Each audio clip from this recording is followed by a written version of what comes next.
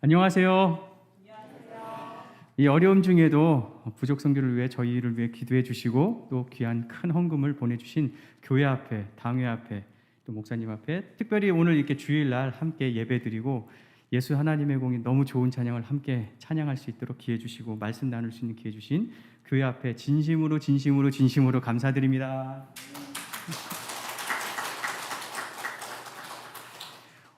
우리가 읽은 본문은 그리스도인들에게 주신 말씀입니다.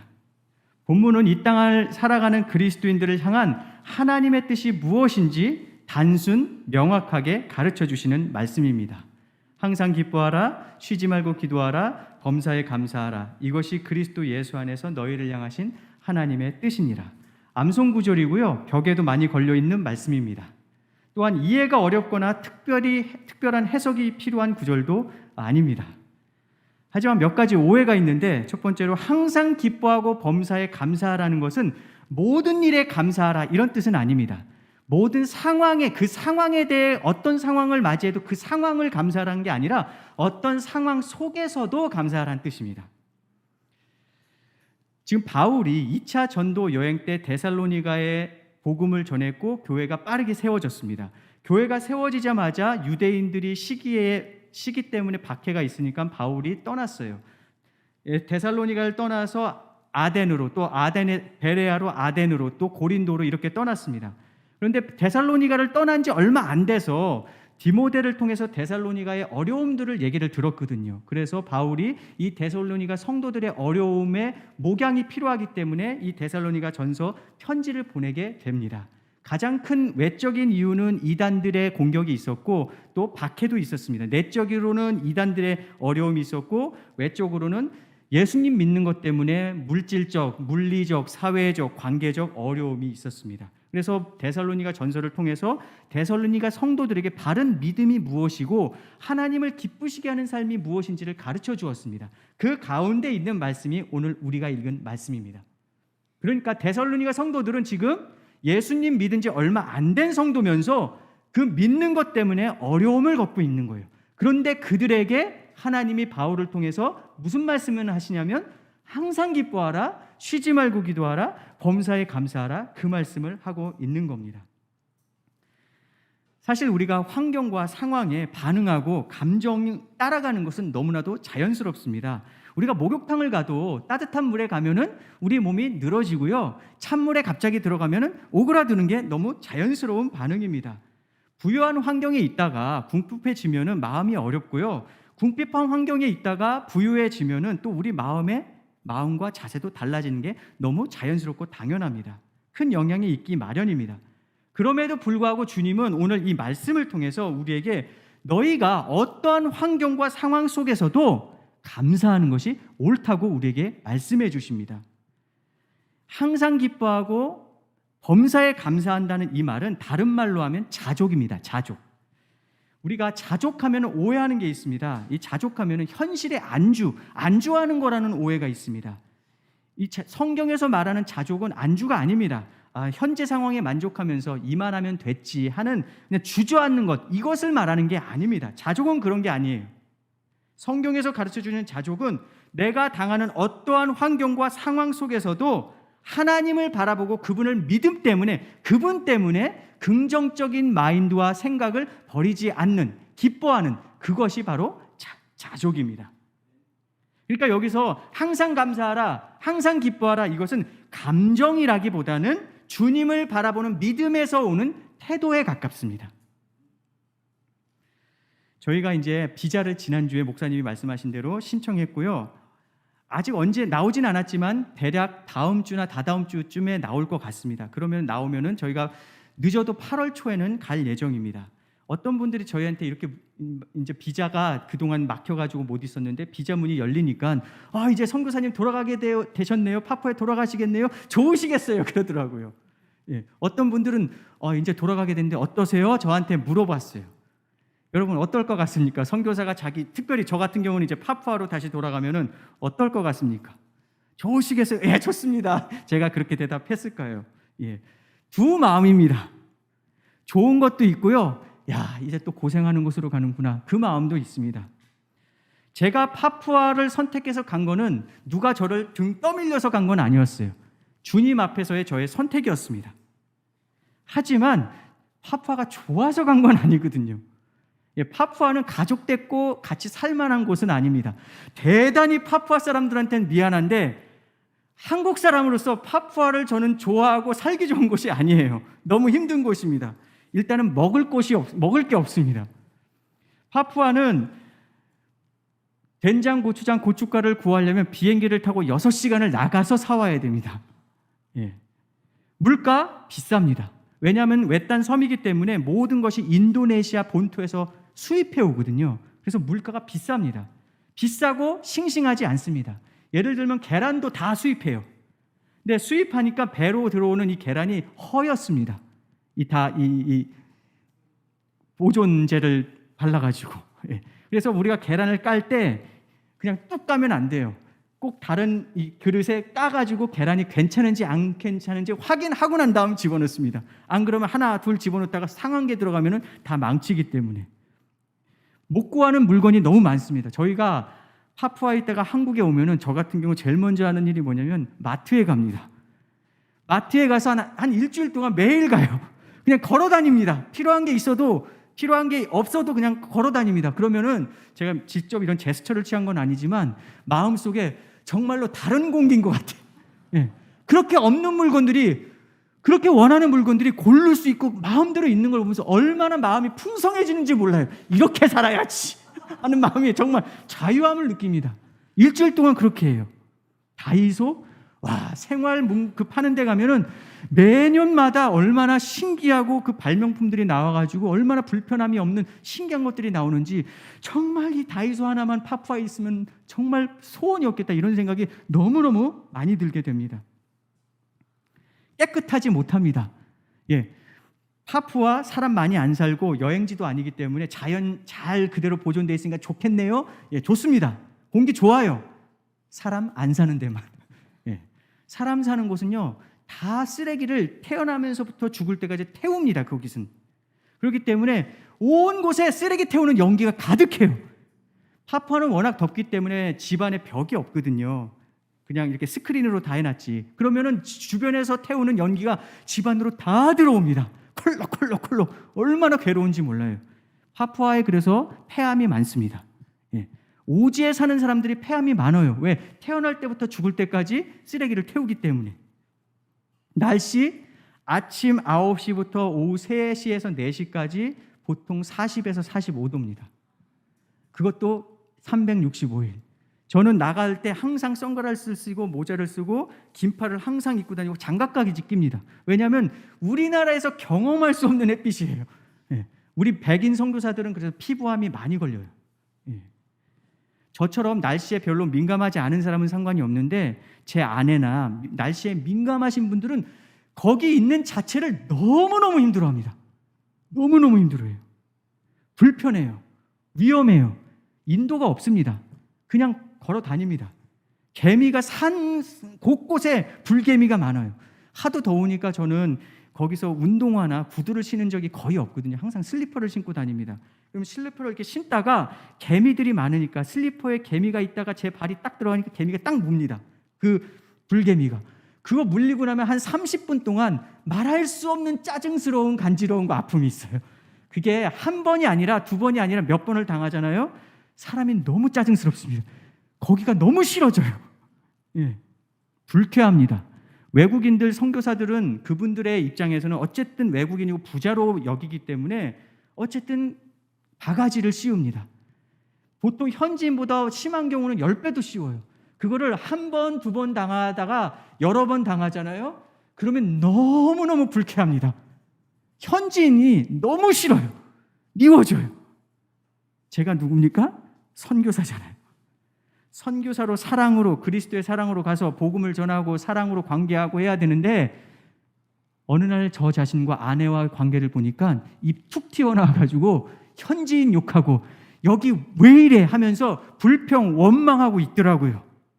여러분들은 여러분을 위해서, 저를 위해서 기도해주고 헌금을 보내면서 선교사님이라고 했지만 알게 모르게 불평, 원망하는 선교사로 거기 살 수 있겠더라, 이 말입니다. 제가 성경을 읽다가 환경이 문제가 아니라 진짜 나의 문제는 저의 마음과 태도에 있다는 것을 발견하게 됐습니다. 어떻게 우리가 어떠한 환경과 상관없이 오늘 본문 말씀처럼 기뻐하고 감사할 수 있을까요? 빌립보서 4장 12절 13절에 보시면 빌립보서 4장 12절 13 나는 내가 궁핍함으로 말하는 것이 아니니라 어떠한 형편에든지 나는 자족하기를 배웠노니 나는 비천에 처할 줄도 알고 풍부에 처할 줄도 알아 모든 일 곧 배부름과 배고픔과 풍부와 궁핍에도 처할 줄 아는 일체의 비결을 배웠노라 그랬어요. 이게 지금 바울이 빌립보 성도들에게 한 말이거든요. 어디서? 죄수로, 로마에서. 바울이 사도로서 사역할 때 괜찮을 때도 있었고 어려울 때도 있었는데 내가 어떠한 환경과 상황에 있을지라도 그 속에서 자족하는 능력과 비결을 배웠대요. 어디서? 13절 내게 능력 주시는 자 안에서 내가 모든 것을 할 수 있느니라.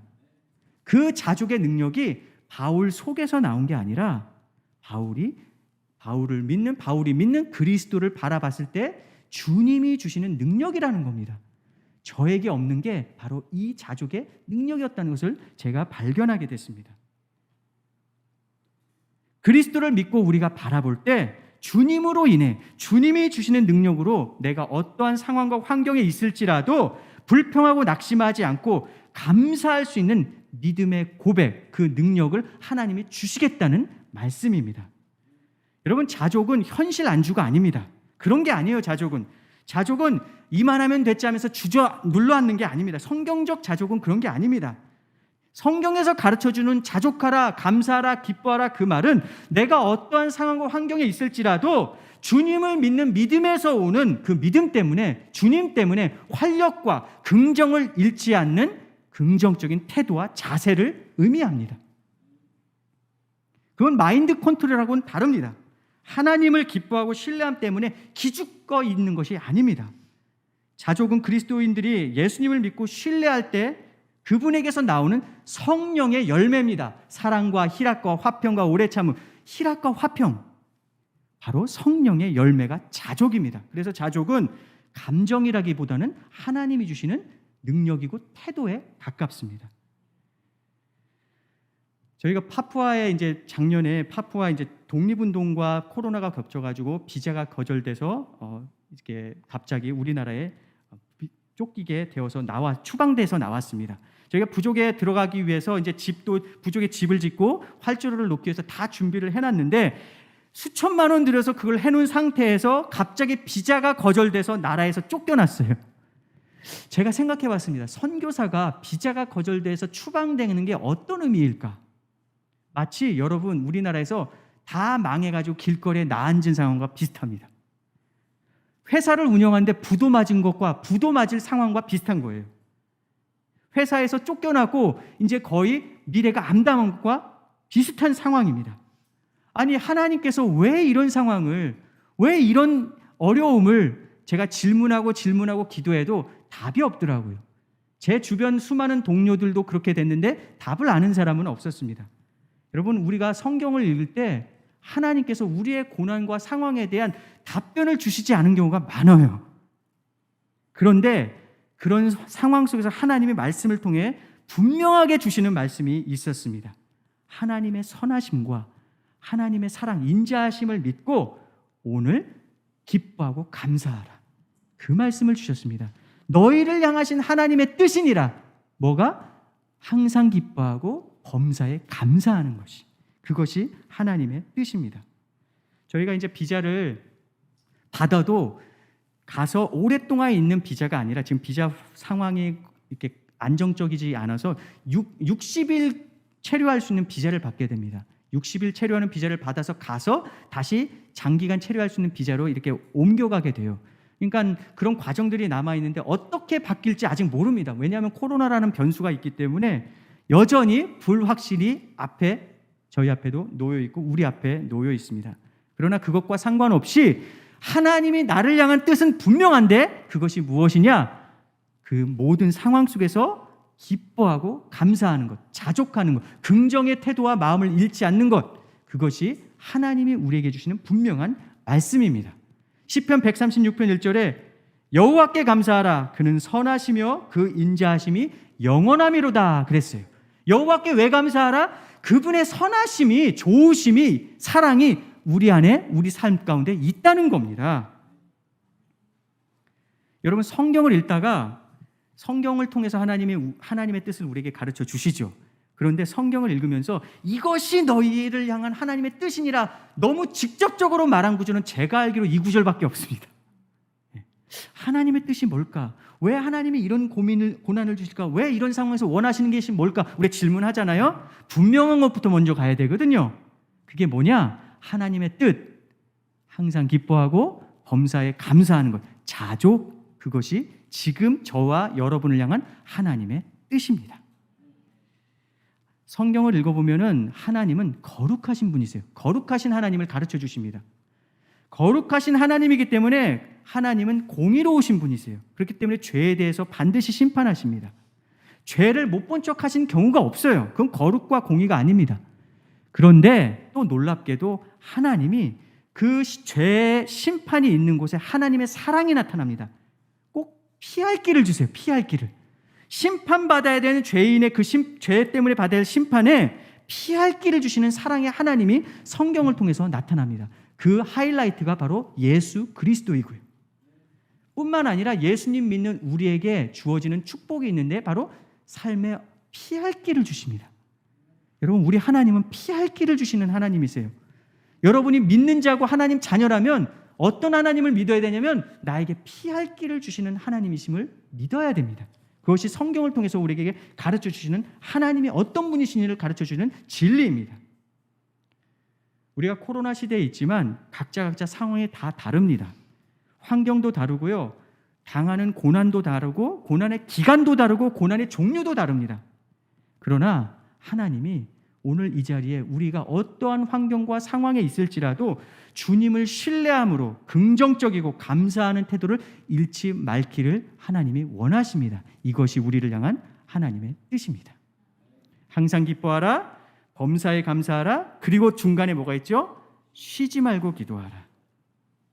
이 쉬지 말고 기도하라를 다른 성경에서 번역본에 보면 계속 기도하라 혹은 끊임없이 기도하라 그렇게 번역했습니다. 그래서 어떤 분들은 어떻게 계속 기도하지? 어떻게 쉬지 않고 기도하지? 그래서 어떤 분들은 뭐 숨기도 이런 말도 만드셔서 24시간을 릴레이로 기도하는 분들도 계시고 주기도문을 계속 걸어다니면서 외우면서 이 말씀을 실천하려고 하시는 분들도 있습니다. 가장 성경 해석적으로 정상적인 이해는 모든 상황 속에서 기도하라입니다. 모든 상황 속에서 혹은 기도에 성실하라.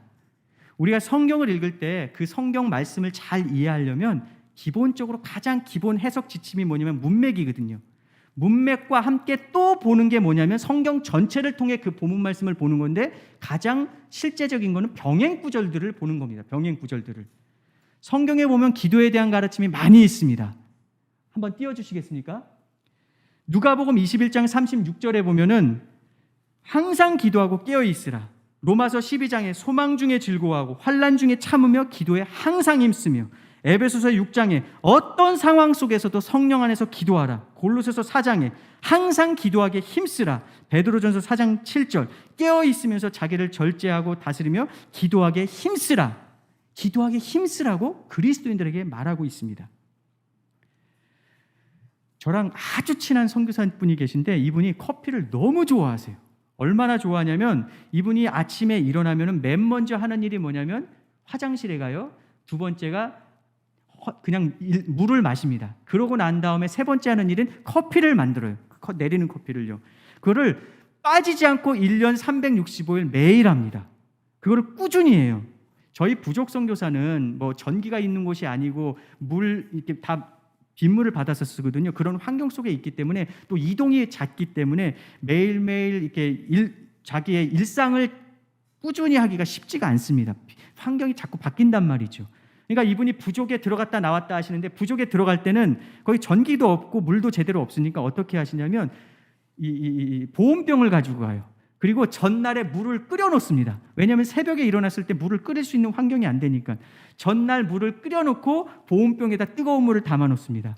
그리고 거기서 이제 커피 내리는 기구들을 왔다 갔다 갖고 다니기가 너무 번거로우니까 그렇게 갈 때는 이제 인스턴트 커피라도 갖고 갑니다. 그래서 아침에 일어나서 보온병에 물을 내려서 그렇게 커피를 내려서 마셔요. 새벽 5시, 6시 이렇게 일이 있을 때는 그보다 좀 더 일찍 일어나서 똑같이 일과를 해요. 화장실 가고 물 마시고 커피를 내리면서 한 잔 커피 마시면서 성경 공부를 하는 그런 선교사님이 있습니다. 그러니까 이 선교사님은 어떤 분이냐면 커피를 아주 힘써서 마셔요. 커피를 모든 상황 속에서 마십니다. 커피를 마시는데 아주 성실해요. 제가 보니까 너무 성실해요. 신실하신 분이에요. 커피 마시는데 쉬지 않고 커피를 마십니다. 하나님께서 쉬지 말고 쉬지 않고 기도하라는 그 말이 마치 그분이 커피 마시듯이 힘써 커피 마시듯이 애써 커피 마시듯이 성실하게 커피를 마시듯이 우리의 기도에 신실하고 힘쓰라는 말씀입니다. 성경에 기도에 대한 가르침이 많이 있지만 가장 기도에 대한 가르침 기초는 뭐냐면 자녀로서 기도입니다. 자녀로서. 왜냐? 기도는 하나님 자녀에게 주어진 특권이거든요.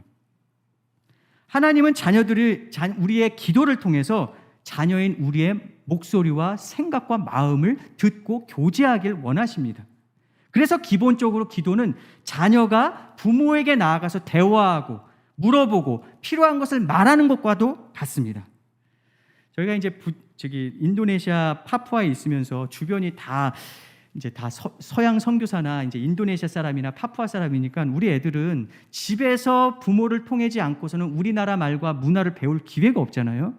그래서 얘네들이 한국 사람인데 우리나라 말과 문화가 배우는 게 중요하지 해서 여름방학과 겨울방학 때는 저희가 따로 커리큘럼을 짜가지고 아내와 제가 성경을 중심으로 해서 우리나라 말을 교육시켰어요. 성경을 쓰게 한다든지 한국말 책을 읽고 난 다음 독후감을 쓰게 한다든지 그런 식으로 교육을 시켰어요. 근데 아이들이 하는 걸 너무 힘들어합니다. 왜냐하면 그것도 걔네한테는 공부니까. 그런데 얘네들한테 이제 야 너네 이거 다 끝내면 그날 같이 드라마 보자. 우리나라 드라마 재밌다고 하니까 드라마 보자 해서 얘네한테 사탕을 줬어요. 그날 일과를 다 끝내면은 저희가 유튜브에서 좋은 드라마를 제가 찾아가지고 드라마를 같이 봤는데 그 드라마를 통해서 우리나라 말도 배우고 문화도 배울 수 있으니까 저희가 같이 본 드라마 중에 의사들의 얘기가 있었습니다. 의사들 얘기. 드라마에 보면은 선인이 나오고 악당이 나오잖아요. 선한 사람도 의사고 나쁜 사람도 의사예요. 그 의사들의 얘기입니다. 드라마가. 드라마 맨 끝났을 때 그 드라마의 악당이 누구냐면 병원장이에요. 한 병원에서 일어나는 일인데 병원장이 나쁜 사람이에요. 항상 근엄하고 위험스럽고 짜증하고 소리 지르고 그런 병원장인데 이 드라마 맨 끝에 보면 이 병원장이 병에 걸립니다. 못쓸병에. 그래서 수술을 해야 돼. 근데 수술을 받고 나서 잘못 받으면은 죽을 수도 있고 깨어나도 식물인간이 될 수 있는 그런 상황입니다. 이제 그 드라마 맨 마지막 장면에 이런 장면이 나옵니다. 그 악당인 그 병원장이 자기 병원 VIP 룸에 혼자 이렇게 앉아 있는데 여전히 근엄하고 악당인 모습을 보이죠. 근데 그 VIP 룸에 아버지가 들어옵니다. 그 아버지도 은퇴한 의사세요. 아버지를 보자마자 아버지가 아들한테 너가 어떻게 하다가 이렇게 몹쓸병에 걸렸냐. 아버지가 아들한테 그 병원장한테 얘기합니다. 그러자 병원장이 얼굴이 갑자기 바뀌면서 한 초등학교 1학년, 2학년짜리 아이들이 하면서 유자 이렇게 하면서 울음을 참지 못하면서 엄마 하면서 얘기하는 거 그 있지 않습니까? 이 병원장이 갑자기 그렇게 울면서 아빠 무서워 죽겠어요. 저 죽기 싫어요. 그렇게 아버지한테 숨겨왔던 자기의 두려움과 그것들을 아버지한테 막 내놓는 거예요. 그 악당이. 이 드라마는 좋게 끝납니다. 어쨌든 제가 이 드라마를 아이들과 같이 보면서 저게 기도다. 기도는 저렇게 해야 된다. 그런 생각을 가졌습니다. 기도 어떻게 해야 됩니까? 여러분의 마음속에 있는 걸 주님 앞에 내어놓으시는 게 첫 번째입니다. 어떻게 해야 됩니까? 머릿속에 있는 거. 네. 어떤 분들 이런 얘기하는 분들이 있습니다. 이게 하나님의 뜻인지 아닌지 모르겠어요. 내가 이게 원하는 게 있는데 이게 욕심인지 아닌지 모르겠어요. 왜냐하면 성경에 욕심으로 기도하지 말라고 되어 있잖아요. 그래서 이게 내 욕심인지 아닌지 모르겠어요. 이렇게 얘기하시는 분들이 있더라고요. 모르면은 모르는 걸 그걸 기도하면 됩니다. 정리해서 주님 앞에 나아가지 마시고 정리된 거는 정리된 대로 정리 안 된 건 정리 안 된 대로 부모이신 하나님께 내어놓으면 됩니다. 그러면 아버지신 하나님이 정리해 주십니다. 그것이 기도의 원리예요. 복음서를 읽으면은 예수님과 제자들의 삶이 쭉 나오는데 그 과정 속에서 예수님은 계속해서 사건과 이적과 말씀을 통해서 내가 구약에 예언된 바로 그 메시아 그리스도다 가르쳐 주세요. 그런데 놀랍게도 제자들, 주변 사람들뿐만 아니라 예수님을 따라다닌 제자들도 무슨 말인지 잘 이해를 못합니다. 듣고도 이해 못하고 보고도 잘 이해를 못합니다. 왜냐하면 편견과 자기 생각과 욕망들이 있었기 때문에. 마치 동상이몽이에요. 한 침대에서 자지만 다른 꿈을 꾸는 그런 모습을 보여줍니다. 어디까지 가냐면 예수님이 마지막으로 이제 예루살렘에 들어가셔서 십자가를 지시는 그 상황까지 가셨을 때 예수님은 근심 속에서 이 십자가를 지는 일이 너무 고통스럽고 어려운 일이기 때문에, 왜냐하면 예수님은 100% 하나님이시지만 동시에 100% 사람이시거든요. 이 십자가의 고난이 너무 고통스러웠기 때문에 인간이셨던 100% 인간이셨던 하나님께서 이 잔을 나에게서 옮겨주세요라고 기도하십니다. 그러나 나의 뜻대로 원대로 마시고 아버지의 뜻대로 골고다 언덕에서 그렇게 땀이 피가 되도록 기도하세요. 그러면서 근심 속에 기도하셨다고 그랬거든요. 근데 그 기도할 때 제자 3명을 같이 데리고 갑니다. 요한과 야고보와 베드로를 데리고 가죠. 성경의 누가복음에 보면 이 예수님이 내 잔을 옮겨주십시오 기도하고 있을 때 제자들은 근심에 쌓여서 잠에 들었더라 그렇게 얘기하고 있습니다. 똑같은 근심이 있었지만 예수님은 그 근심을 땀이 피가 되도록 주님 앞에서 기도했고 하나님 앞에서 기도했고, 제자들은 예수님이 뭐라고 내가 떠나갈 거다 십자가 이런 얘기를 하시니까 다 이해는 안 되는데 왠지 우리를 떠나간대, 헤어진대, 이별했대 이런 얘기를 들으니까 슬픈 거예요. 그 근심이 그들을 짓눌려서 그 기도하는 자리에서 근심에 잠들었다 그렇게 얘기하고 있습니다. 예수님이 그들을 보시고 이렇게 말씀하셨어요. 누가복음 22장 45절 46절. 슬픔으로 인하여 잠든 것을 보시고, 제자들의 잠든 것을 보시고 이르시되 시험에 들지 않기 위하여 기도하라 그렇게 말씀하셨습니다. 시험에 들지 않기 위해 기도하라. 우리가 기도에 실패하면 시험을 이길 수가 없습니다. 기도에 신실하지 않으면 어떠한 상황 속에서 그 상황이 나를 지배하고 상황 속에 내가 묻히게 되는 겁니다. 기도는 우리의 마음과 생각을 지키는 하나님의 능력이라고 성경은 얘기하고 있습니다. 빌립보서 4장 6절 7절 아무것도 염려하지 말고 다만 모든 일에 기도와 간구로 너희 구할 것을 감사함으로 하나님께 아뢰라.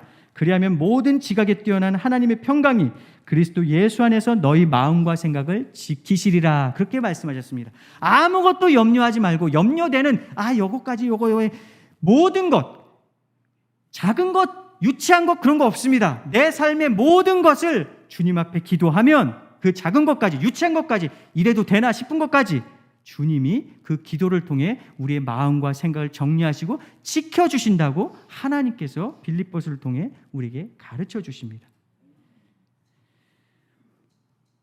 어떤 미국의 유명 대학 교수가 65세 되신 분 한 1,500명을 대상으로 질문을 했다고 그래요. 인생을 뒤돌아보면서 가장 후회되는 게 뭐냐 했더니 대답 1위가 뭐였냐면 너무 걱정하지 말며 살 걸 그랬다. 그런 대답을 했다고 그래요. 저희 파푸아에, 저는 이제 파푸아 간 지는 5년 됐고요. 인도네시아 간 지는 6년 됐습니다. 근데 이제 저 아직 초짜잖아요. 초기 선교사인데 40년 파푸아에서 사역하시고 은퇴를 앞둔 선교사님을 제가 찾아갔어요. 파푸아에서. 그 병원도 제대로 없고 먹을 것도 제대로 없는 파푸아에서 건강하게 40년 동안 사역하신 분이면 대단한 거 아닙니까? 그분의 인내도 대단하지만 정말 하나님의 은혜가 있었던 거예요. 근데 그분에게 찾아가서 같이 식사를 하면서 선교사님, 저는 이제 5년뿐이 안 된 어린 선교사지만 선교사님 40년 동안 사역하시고 내년에 은퇴하시잖아요. 저한테 주실 중요한 어떤 조언 같은 거 없습니까? 40년 동안 경험하시면서 제가 질문을 했어요. 근데 첫 번째 하신 말씀이 뭐였냐면 기도 열심히 하라고. 기도 열심히 하라고. 내가 뒤돌아보면서 그분이 기도 안 했다는 말 아닙니다. 그분은 훌륭하신 분이고 기도하시는 분이에요. 그런데 그분 말씀이 뒤돌아보면 사역을 많이 즐기지 못했다고. 그렇게 말씀하시더라고요.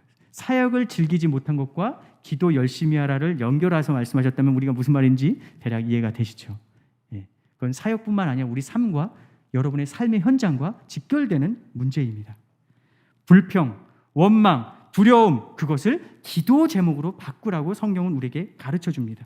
그때 성령 하나님께서 우리의 기도 생활을 통해 일하시고 우리의 삶을 바꿔가시고 우리를 바꿔가십니다. 저를 한번 따라해 주시겠습니까? 저의 제스처까지 나에게 하는 말이라고 생각하고, 염려를 기도로, 두려움을 기도로, 마음속에 있는 것을 기도로. 네. 다른 것이 아니라 내 마음속에 있는 것, 지금 내 머릿속에 있는 것, 그것을 주님 앞에 내놓는 것이 바로 기도입니다. 마무리하겠습니다. 자족은 하나님의 뜻이고 그리스도를 신뢰할 때 주어지는 성령의 열매입니다. 하나님은 우리에게 불안과 불평과 원망과 두려움 대신 기도하라고 가르쳐 주십니다. 기도하기를 힘쓰라고 가르쳐 주십니다. 우리가 기도할 때 우리가 기도를 통해 하나님을 움직이는 게 아니라 기도를 통해 하나님께서 우리를 움직이셔서 그분의 사람으로, 그분 필요한 인생으로 바꿔 주십니다. 같이 오늘 말씀을 항상 기뻐하라, 쉬지 말고 기도하라, 그 말씀을 같이 읽으면서 이것이 예수 안에서 너희를, 그 말을 자기 이름을 불러가면서 한번 자기에게 선포하도록 하고 마치겠습니다. 자, 같이 읽겠습니다. 시작. 항상 기뻐하라, 쉬지 말고 기도하라, 범사에 감사하라. 이것이 그리스도 예수 안에서 광연이를 향하신 하나님의 뜻이니라. 예. 하나님 감사합니다. 주님의 몸된 교회에 또 우리를 불러주시고 전능하시고 좋으시고 신실하신 하나님을 예배하고 찬양하고 같이 교제하고 또 말씀을 듣게 하신 것 감사합니다. 각자 상황이 다르고 고난이 다르고 기간이 다르고 종류가 틀리지만 우리가 어떤 환경 속에서도 하나님을 신뢰함으로 자족하고 또 기도함으로 하나님의 공급하시고 피할 길을 주시는 그 하나님을 경험하고 간증할 수 있는 우리 교회 모든 성도님들 될 수 있도록 주님 축복하여 주시옵소서. 감사드리며 예수님의 이름으로 기도드립니다. 아멘.